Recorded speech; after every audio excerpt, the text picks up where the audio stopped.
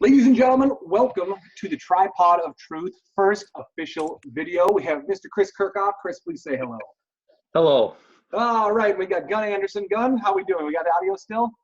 Let's hope so. Yes, all right. The technology gods have favored us tonight. Yeah, I'm not too good at this. Yeah. So to kind of break it down for everybody who hasn't, you're just joining the video. We're just getting this idea out there. What we're going on is we've got the Tripod of Truth here. We're just three guys who Chris and I have known each other for a while, and Chris knew Gun Anderson somehow, and we got connected through there.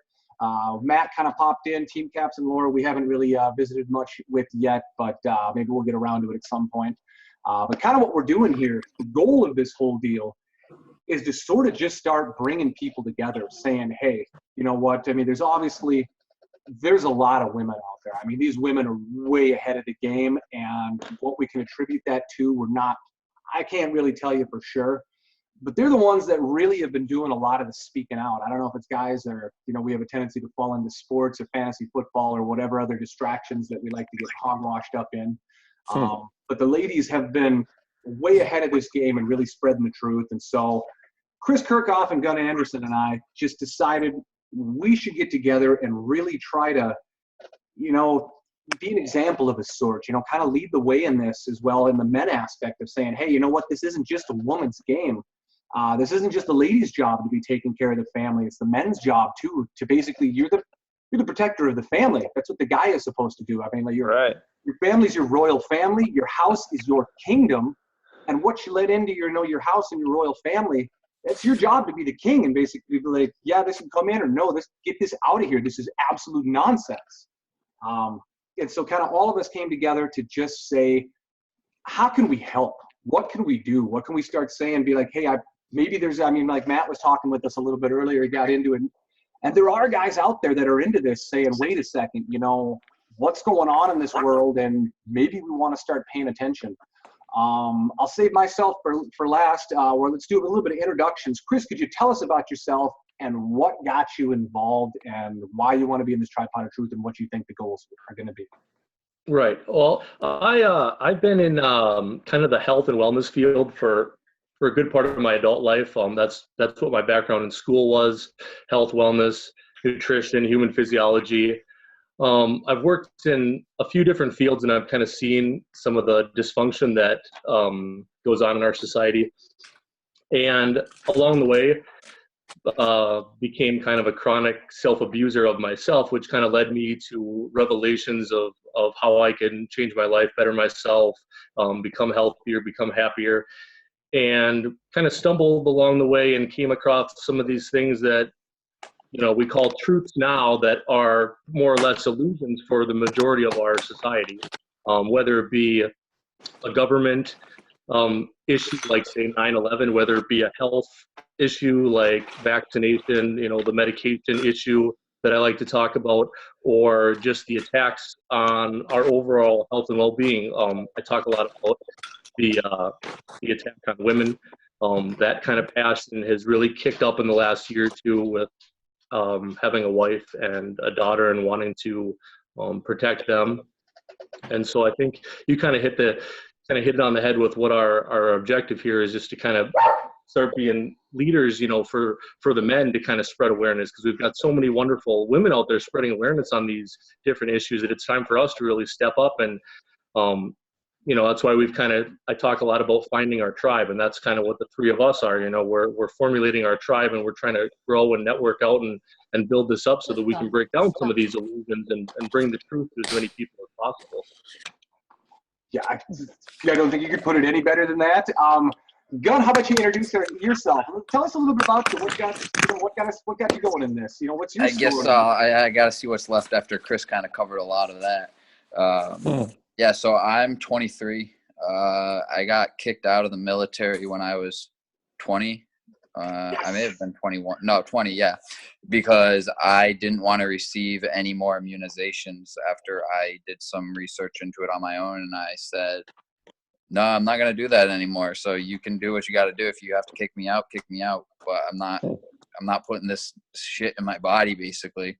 Dude, I salute you for that, for sticking to your guns. That is phenomenal. Like this guy, you know, this guy is, you know, 23. He is way ahead of Chris and I. Like Chris and I, when we were 23, I can tell you the stories of what we were doing. It had absolutely nothing to do with the wokeness level that gun is. And so it's so great to see these, these kids that are younger than us being like, it's kind of like, you know, you stand on the shoulder as a giants until you can become giants yourself. You know, Chris and I look to the mentors and stuff that are older than us as we're trying to do it, and we're trying to pass along the input. It's so great to see this younger crowd, you know, like yourself, Gun, saying, hey, no way. Be like, I am not going out and doing what the standard 23-year-old does of Friday night is what? Let's see how drunk we can get. Yeah, and that's exactly what it is. And that's what I see as, I think I play a very critical role in this because I'm at the age now where as much as my mom would probably not like this, I want to have a kid within the next 3 or 4 years. And all my friends are starting to pump out kids, and we're bringing kids into a toxic world. And whether that's from receiving Hep B on day 1 and vitamin K, circumcising babies when it's a purely cosmetic procedure, there's just so much BS that we're fed from day 1 that a lot of people aren't even aware of. And those who are think it makes them weird to speak out against it. And that's one of the reasons I'm doing my whole Veggie Daddy YouTube channel now that I'm going to be growing, because basically just bringing this idea that being aware of what's going on, like taking care of your own health, being able to take care of the health of your family, that's the cool thing. Like to be able to provide monetarily is important, but being a sugar daddy isn't what it's all about. It's about being able to do the things that is required to keep your family healthy. Ladies, can you believe this guy is still single? I'm just going to throw that out there. We got a golden nugget over there. We got to keep some form of humor in here. So I think that's probably a great summation of, God, it's so awesome to see these younger generations, especially like yourself. Like that's the coolest thing of having these positive role models at these younger ages saying, wait a sec, I see the shit for what it is, and you're about 23. And it's kind of why Chris and I got started too, of saying, listen, don't do the crap we did. Don't waste all the time destroying yourself, picking up these bad habits, basically seeing how much can I hate myself today by going out and doing the dumb crap that we do. And so I guess, you got anything else to add, Gun, in there? Just trying to make America healthy again. My slogan is MAHA. I love it. Awesome. I myself kind of got involved in this it was quite a few years ago. I spent about a decade as an alcoholic. I was about 300 pounds and it was not muscle, I'll be honest with you there. I was so self-destructive. I think I smoked 2 packs of cigarettes a day. I drink probably on average between 12 to 18 beers a day. I'd go like a day or 2 without drinking. I was like, oh my gosh, I went 3 days without drinking. It's time to tie one on. And so I'd eat like a pound of peanut butter M&Ms every 2 or 3 days. I'd drink 2 pots of coffee a day, a gallon of Diet Coke a day. Like, I'm not exaggerating on these. Holy shit. A whole package of family-sized hamburger helper to myself, and then I'd sit down and eat the 99-cent chips from like the gas station that were the nacho cheese while I binged watched whatever the Netflix thing was of The Office. And don't get me wrong, they're mildly entertaining, but at the same time, by doing that, I kind of got to see the inside glimpse of the way they sneak this fluoride thing into some of the videos on the Parks and Recs. They've got this whole thing of how great fluoride is for you, and everybody gets a little sticker for drinking it. And so I got the inside scoop of sort of seeing how this mind control stuff works and how it really affects you. Of the way this, they call it programming for a reason, the way it programs a person to start, they call it the Cosby effect. The way you start acting the way of the stuff that you see, you start acting like a monkey see, monkey do. And so I was, unlike Gun, I didn't know at the time. I'm a military veteran. I got deployed and I got some interesting military vaccines, and my shot records were magically lost like many other veterans that were out there. I can tell you the same story, but they got their shots. Next thing you know, next day, they're like, oh, it looks like we lost your shot records. You need them all again. Then those got lost. And so kind of had an interesting aspect of, I didn't know it at the time, but I had vaccine reactions. And so as time went on a little bit, all of a sudden I just started to, I've got a very unique story of all of a sudden I got Zeus hit me with a lightning bolt one day, and it was like, wow, I'm doing something wrong. I'm doing a lot of things wrong. So it is time to really turn this train around. And it turns out it is, when you got that much self-destruction in a train that it's carrying that much cargo, it takes a little bit. So I could sit here and be negative about it all day, but the neat thing is it taught me, I had to learn a lot of ways to say, okay, how do I undo this stuff? How do I turn this around? What do I use for tons of different aspects of natural health? You know, I'm huge into the essential oil stuff and the nutrition and pairing them together and the biohacking and neurohacking. But longer story short, it basically, my marriage was an absolute shambles because I lived the American life of, you know what, guys go do their thing, women does theirs. You got a little bit in between, you watch TV. That's not a life. It's not a marriage. And so I was just basically destroying everything around me. Like I was a shitstorm chaos of destruction of anything that got near me turned to crap. So I had the inverse of Midas touch. I had the dung touch or whatever we want to call it.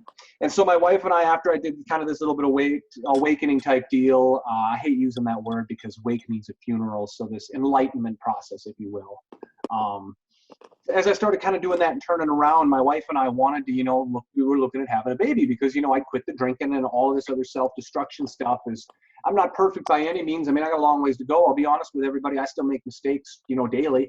And so it's a process. We're working on it. Everybody is. But so we started going to take a look at it. I'm like, all right, listen, you know what? I went through all of this stuff. You know, my mom had 23 mercury fillings before she got pregnant with me and then had all of them removed. So, I mean, my childhood was all forms of messed up because that mercury, that free mercury coming from those fillings being put in is not good on it's not good on a kid whatsoever. I mean, that causes a lot of problems neurologically. The firstborn child picks up about 80% of the free heavy metal load from its mother, and it all gets dumped into that firstborn child because it's just got such a high electronegativity content. It acts kind of like a magnet for all these heavy metals. So, I mean, I had a really strange childhood. I was really messed up for a long time of the ADHD, we could call it, or whatever. Basically, I was toxic and had a bunch of brain damage from these things. I had vaccine reactions when I was a kid as I started going through this enlightenment process. My mom came after my sister, got the Gardasil vaccine and ended up in seizures in the doctor's office. And I'll probably never forgive myself because my mom asked me saying, hey, what do you think of this Gardasil vaccine? And at the time, you know, I was big into the medical stuff and, you know, I saw the stuff that came from, I was getting my information from like the CDC and these pharmaceutical companies. They're like, yeah, you know, Mom, I want to have my sister, you know, protected from, you know, the HPV, you know, just the fear mongering that came out. Sure enough, she drops into seizures in the doctor's office and they're like, well, no, this is just a coincidence. You know, no VAERS report filled out or anything. And it kind of led my mom looking into it that I had tubes in my ears twice when I was little. And so my mom was looking at the medical records and everything. She's like, holy shit, Adam. You know, right after you got a round of vaccines, started the chronic ear infections all the time of antibiotic after antibiotic. Thank God I was breastfed. Otherwise, I wouldn't be the same person I was today if I didn't have that little bit of a leg up. I mean, I ate it every day. Yeah. And so we started looking into these vaccine reactions and what they did. And it just sort of hit me like a ton of bricks saying, oh my God, I need to look into this. And so I spent quite a few years. I spent probably 4,000 hours researching every aspect of pregnancy, saying, hold on, I need to look into all of this because a lot of things are not adding up here. Chris and I did eventually get to writing a book called So You're Going to Have a Baby, that we go through the whole thing step by step of every medical procedure you could imagine. But sort of as I went through it, I started seeing these booby traps that people aren't told the story when it comes time to having a family. You know, Gunn's talking about he wants to have kids and, you know, whatever future. It's like, these are the things as a parent. I am really glad I found out about these things. I'm not blaming anybody or saying anybody's, you know, dumb for not looking into them or whatever else. What I am saying is it's like, when I started to peek into this stuff, it blew my mind of the poisonous setup that is set to basically make a cradle to grave pharmaceutical customer. And yeah, Chris and I are a little bit more into this than Gunn is, but basically it's just setting somebody up to fail from the very beginning. You know, you got that circumcision. We give not only circumcising, you know, I'm not even going to use that word. I'm going to say we mutilate little boys' genitals. And what we do to soothe them when they're crying, we give them sugar water. I mean, sugar is the most addictive substance on the planet. So we are not only, you know, causing the copious quantities of trauma with circumcision, we're then stacking on top of it, we're giving them sugar water to amplify the addictive process on top of it. And doctors just, the baby's having trauma, give it sugar water. It's like, how is this an answer to the medical? So that was a bit of my process and why I'm so passionate about speaking out about stuff. Of just saying, you know, I've been through there. I do a whole lot of emotional detox and trauma detox stuff is sort of a specialty of mine because I've got so much in my life. As I go through these different traumatic things, it's like, wow, the amount of trauma that is literally induced. It's trauma-based mind control is basically what happens to make people subservient to the, these overlords and this higher ruling elite, we could almost call it. I don't want to use the words Illuminati or anything, just saying, listen, there's a small group of basically assholes that have got this whole thing set up and orchestrated, that it literally is setting everyone in our society up to fail the entire way. And so, but like I said, I've learned a whole bunch of stuff along the way, and I'm going to hopefully try and share a bunch of this. And so, as the dad, I'm huge into the essential oils, and people always make fun of it, saying, oh my gosh, this guy can't be trusted he's got no science behind him because he uses oils and everything. It's like, listen, this is the reason I'm into oils. Our medical community is the leading cause of death. Like, right. We have the equivalent of just the deaths from the proper use of prescription drugs is the equivalent of the number of people dying in 9/11 every single week. And no one's talking about that. Right. There are people talking about it, but so that's kind of my story of, kind of why I got on board with this. I'm sorry. I like to talk and get very wordy. So everybody else, I'm very sorry about this, but. Right. Adam, I'm just going to interject with that into where I think a lot of, like, one of the issues is people, when it comes to the vaccine thing, and people will always say vaccines do not cause autism. Vaccines do not cause autism. And I think the big thing, like, that is important to point out too is it's not like we are poisoning our bodies completely. So it's not just like, not only are we pumping aluminum, mercury into these children, you have dad spraying Monsanto's Roundup on the lawn to try to make it as green as he can for the summer. And then you have a 4-month-old crawling around in the grass. And you have bullcrap baby formula with all these chemicals we're giving kids.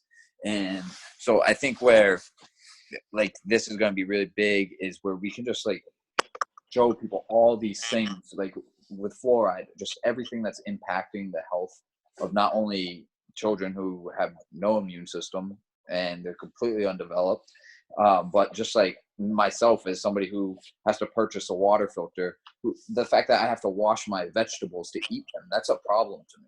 Like, I shouldn't have to wash food to be able to eat it unless I'm rinsing dirt off of it. Yeah, right. I should be able to drink my tap water, but no, right. I gotta buy water to drink because my tap water is poison. So, but, like, what I want to, like, make people think, like, why are you not questioning this? Why do you think you need to buy a Brita or buy XYZ filter or buy, I have a vegetable wash. Like, I have, like, a thing that I put onto my vegetables, or I soak them in water, or I soak them in apple cider vinegar. Like, why is that acceptable? Why are we not challenging something like that?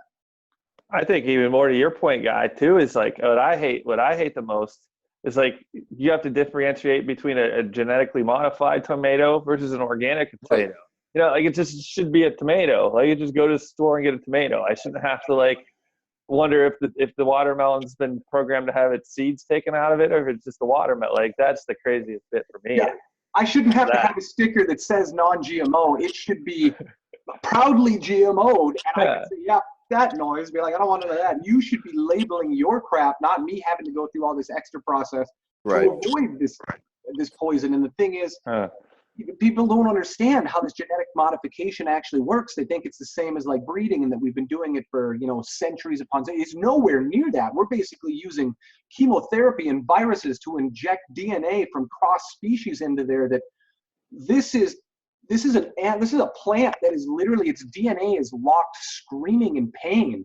And that's the reason it can put up with all this Roundup and these other pesticides, because assholes put up with assholes.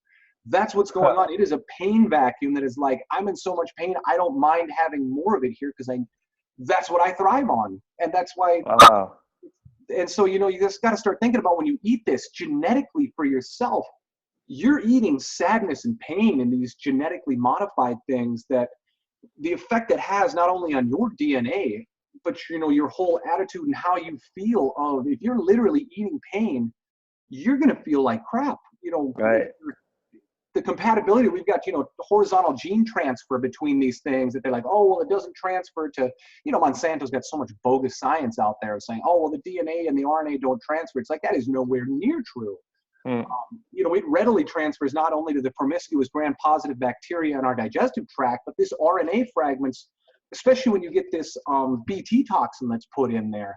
It's BT is, it's BT toxin. When you get that punch holes holes in your cell membrane. So now these RNA fragments from this genetically modified food enter through the cells so much better. And this is going to be a whole video on that topic a little bit down the road. Otherwise, I'm not once again be here all day. So I think, we obviously know about a lot of these problems. Especially anybody that's on the call is familiar with what the problems are.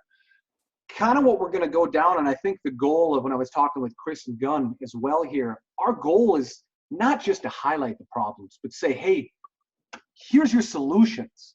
Like, we're going to obviously highlight out the faulty science and the lies, that crap that we've been fed, but we're going to draw awareness just so people know where they're being lied to. Because if you have no idea where you're being lied to, you can't make any form of decision whatsoever. So we're going to, that's one of the big goals is that we're going to try and point out is not just here's problems, but we're going to really try to focus on solutions for people. And the solutions aren't always easy. A lot of it's going to be personal accountability of saying, all right, well, I'm not going to pick this up. I'm going to get this instead. Or you got to maybe even ask your grocery store to order this stuff in for you. I special ordered, 50 of these things because I want to make sure I have it for my family. I don't want my child drinking fluoride under any circumstance. It happens once a month or something. We're out of water or something. He has a tiny bit and I put lemons in there. So that's a big thing our group wants to focus on, is saying not only here's the problems and here's what to watch out for and where we're being lied to, but here's some solutions and things we can start doing. And I know a big part of this is, like, we've got Matt, some of these other people on the line, Team Cap. Sorry, we got 10 more minutes here. Sorry, one sec.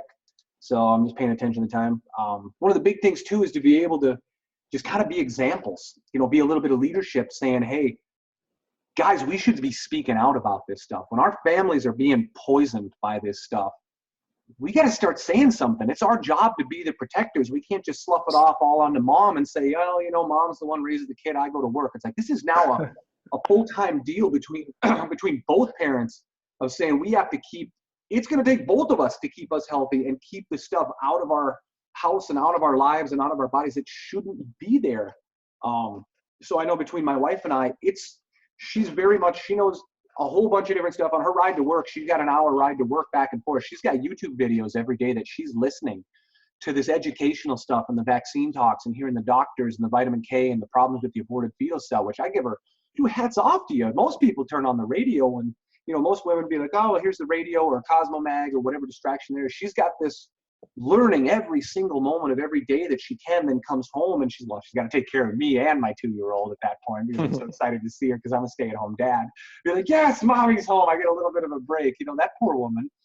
So that's part of the big thing of what we want to do is, guys in here, is gather some more guys in here and say, let's get together and let's get more guys speaking out about this. Let's join with these women that are already speaking out themselves and taking so much of this load on of, putting it all on their shoulders and saying, hey, wait a second, we as men need to carry some of it. We need to start carrying this stuff too. And we got to start picking it up.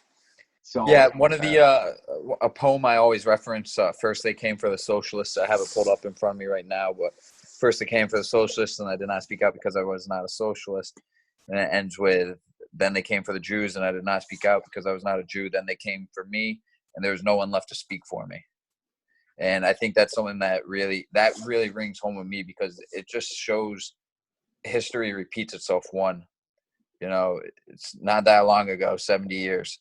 And if people don't start speaking out now, who the hell is going to be left to speak out when every single person has dementia, every single boy born is autistic? We're moving more and more towards that. So if we don't start speaking out now, there's not going to be anybody left to speak out. Yeah, I think we're at 1 in 28 boys now is autistic. That the CDC actually, I can't believe they did it. They released the number that 1 in 28 boys, which their figures are probably off as it is. But anyway, I'm going to give them props to be able to say, wow, 1 in 28? Why is this not like a holy shit? Everybody.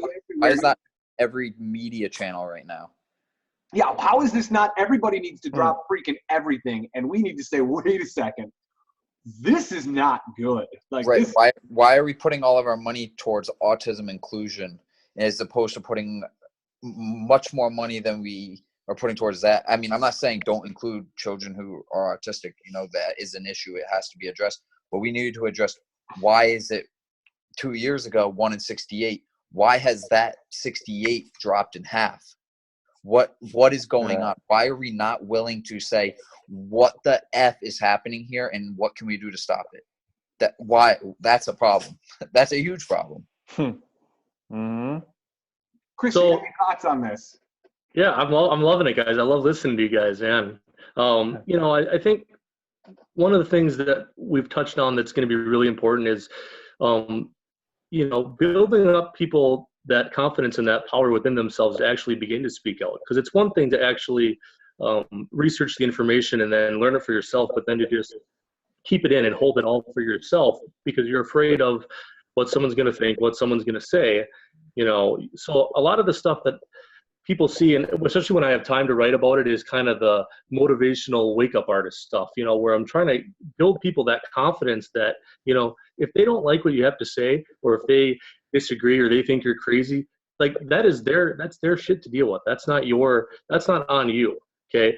If you believe it to be true, if it's a truth for you, then you need to tell people, especially if it's something that can protect somebody else or save somebody else's, child's life, especially. I hear from people all the time, so-and-so sent me this message, or they said this to me, or they said that. And I said, well, now how many people have you actually helped? And it's always more. I get messages all the time from people, and it's unbelievable amount of hate, and I just delete it immediately. It's the kind of stuff that, can only come from just an evil heart. But I always say that the number of people that message me that say, hey, you helped me get off this medication, or hey, you pointed me into the right direction on vaccines or whatever, like it outnumbers the bad, by tenfold. There's no reason anymore to withhold, the truth from other people. And we got to get to the point where everyone feels comfortable and not worrying about what the hell anyone else thinks. Right. That's exactly it. You can't care what people think. And that's the thing, people can love you or they can hate you, but either way, they're just still talking about you. And the other thing we got to hit on here is the idea that you can't learn this stuff, right? One of the biggest illusions within our society that comes all the way from, when you're a kid, and it's one of the big pushes from our educational system, is that you can't be an expert, right? You have to stay in your lane. Whatever you decide to study, that's it. You need to learn from other people and follow their rules, and you need to stay in your lane, and you're only an expert on whatever course you decide to study. So a lot of this stuff, you need to have the idea in your mind that this isn't that difficult. This information is out there if you want to get it. I remember, people always try to, especially like vaccines, they'll bring up like, Wakefield this, or some celebrity that said that. And I'll be like, I went a year without ever even hearing about Dr. Wakefield. I had no idea who the guy was. Like this isn't stuff that you can't learn. I remember the first time I was researching measles, and I saw the mortality graph, that goes from like the late 1800s until right before the vaccine, where it shows that the mortality for measles was down to almost nothing. And I just remember literally like my jaw dropping, like, why was I never told about this? Like this stuff isn't really that complicated. It's just, you need to put in the effort and have the idea that you can actually learn this stuff for yourself. Right. Yeah, Chris, you're spot on. And but the thing is, people, they can put on Narcos, or they can put on Dexter, and they can watch Netflix for 4 hours. They can watch every Yankee game. They can watch episodes of Friends. They have this distraction, that distraction, stat lines, everything. So people have things to fill their time, and they don't want to take the time to read it. And it's a shame, but that's why it's very important for those who are taking the time to research to not, like we said, keep that information in, to start speaking out about it and start sharing and spreading that information with everybody. I think that's going to be a great part of the thing that we're going to be able to do too, because we've done so much research for people. It can say, hey, listen, here it is. Here's the stuff. Here's a very quick explanation on what's wrong with what you've been told. Like Chris and I we could drop out probably 400 studies on the toxicity of fluoride, and there's not one that's ever been done showing that it's safe. They conveniently just have never done it. U.S. government just released that, over half, they had to drop the amount of fluoride put in the water by almost half because a bunch of people, like too many people are getting this dental fluorosis, which means, you know, too much fluoride there. You're like, well, it's only cosmetic. It's like, really? Where's your studies on that? Because I've got 400 studies showing that if you get too much fluoride, any fluoride is toxic as hell. So a little bit of common sense goes a really long ways. And like you guys said, you don't need to be a rocket scientist. When you've got 400 studies showing toxicity and 0 showing any form of safety, or you could even have 10 showing safety. You got 400 showing toxicity. That's 40 times more of saying, well, guess what? The evidence is, let's put some scales here and see where this kind of goes. We've only got about a minute and a half here left on the video here, so we got to wrap it up. So gentlemen, any closing thoughts that you've got for us? Chris, I'm excited, guys. I'm excited. I love you both. I love the work that you guys put out there, and I think we each kind of bring something unique to the table here, and it's going to be really fun working with you guys. Yeah, I just want to say I'm excited. Adam sent me a video. I don't know how you found this video or what movie it was, but you know, you kick one leg out from a tripod and the whole thing collapses. So I'm looking forward to the knowledge that you guys have and just the studies that you guys have taken the time to pick through. Like I said, I'm done working in 8 days, so I cannot wait to get more information from you guys, be able to start spreading more information, be able to have more of a leg to stand on. So I'm looking forward to all of this and just waking people up. Yep. Solutions, gentlemen, and getting the information out. And at the same time, remember, have a little fun about it. Be like, we're all not dead yet, so we can still keep going. So let's not be too serious about this. Obviously, it's a very serious problem. But if we're too serious about it and we're not having any fun, I know Chris for sure, and Gunn, you probably too, be like, we enjoy rocking the boat. Be like, I like drilling holes in the floor of the boat while I'm rocking. Like, dude, let's sink this shit train or this shit ship. So with that, we're going to wrap it up, and we'll come up with another episode for